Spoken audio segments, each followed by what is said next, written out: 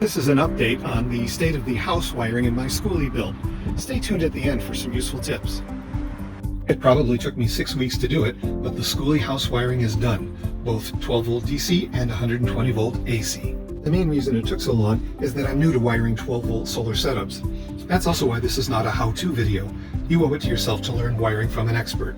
I spent hours studying video and print materials from the YouTube channel at Explorist Life. Another reason it took so long is that I didn't want to cut corners. There are more than 17 individually switchable or dimmable sets of lights on the skoolie. 2 of them can be controlled by wireless remote.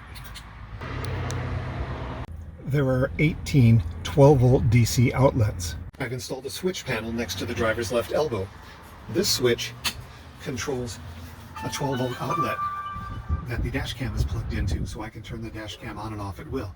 Great for shooting YouTube on the road videos. These single wide housings and double wide housings were 3D printed from plans that I ordered online. I'd be happy to share those plans with anyone interested.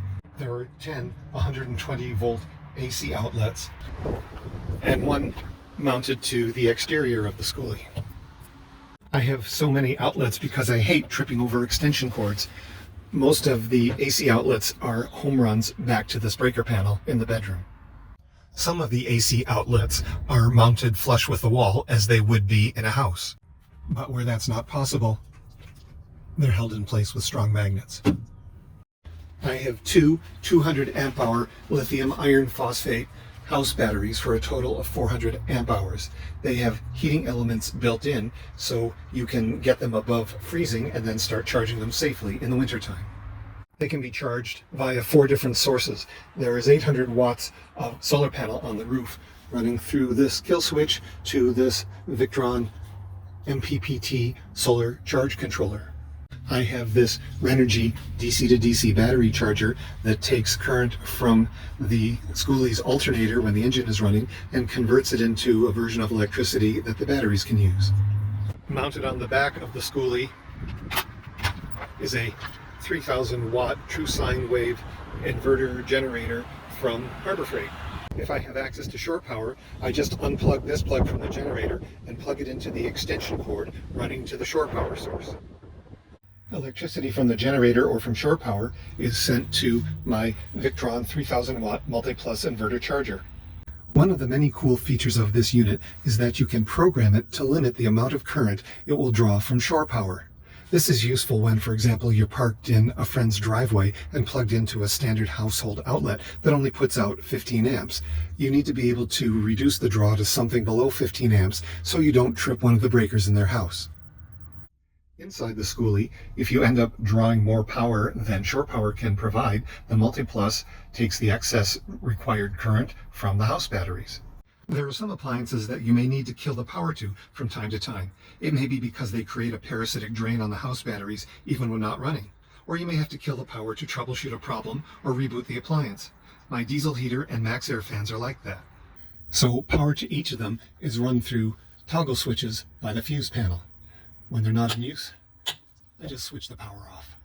My electrical closet is near the back of the skoolie, but I have a number of 12 volt loads near the front, so I decided to have 2 12 volt fuse panels, one here in the back in the electrical closet, and one at the front right behind the driver's seat. To carry up to 100 amps from the electrical closet in the back to the front of the skoolie, I used really thick 1/0 cable for the positive connection. Wire that thick is expensive, so instead of buying black 1/0 cable for the negative return side of the circuit, I used the metal frame of the bus. Before putting up the plywood walls months ago, I bolted to the frame 3/8 inch thick threaded rod, front and back. These 2 threaded rods act like the 2 ends of a thick black cable. It's working fine. I'm going to finish with a few tips, which mostly echo what you'd hear from the pros.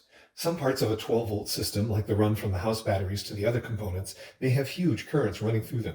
If you don't use thick enough cables, you run the risk of the cables overheating, melting the insulation, and starting a fire. Also, the longer the cable, the thicker it has to be to avoid excessive voltage drop.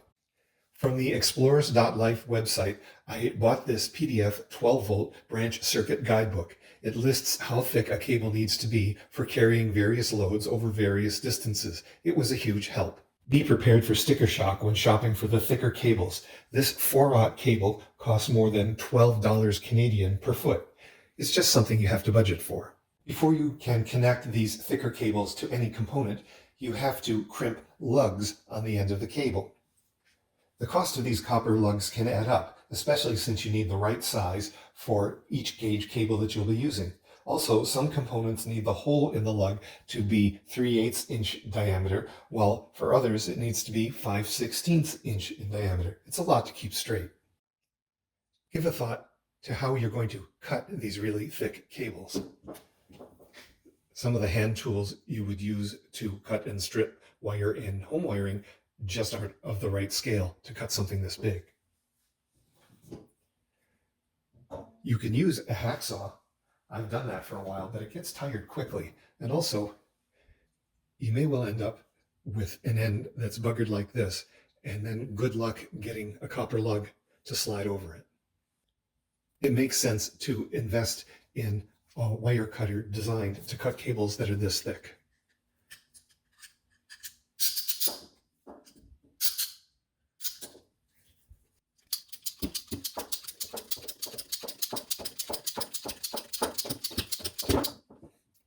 There you go. How you crimp the lug onto the end of the cable is important. If the crimp is at all loose, it can cause the joint to overheat and start a fire. There are cheap crimpers where the crimping is achieved by whacking with a hammer. I've not seen the pros using these. Rather, they use more expensive hydraulic crimpers. This is the one I've been using. Finally, circuits need the right size of fuse. Fuses protect wires by burning out before the wire overheats. Follow instructions for where to put fuses and what size to use. I've been focusing on the bad things that can happen if wiring is done wrong, but when it's done right, the results are hugely gratifying. Best of luck with your build.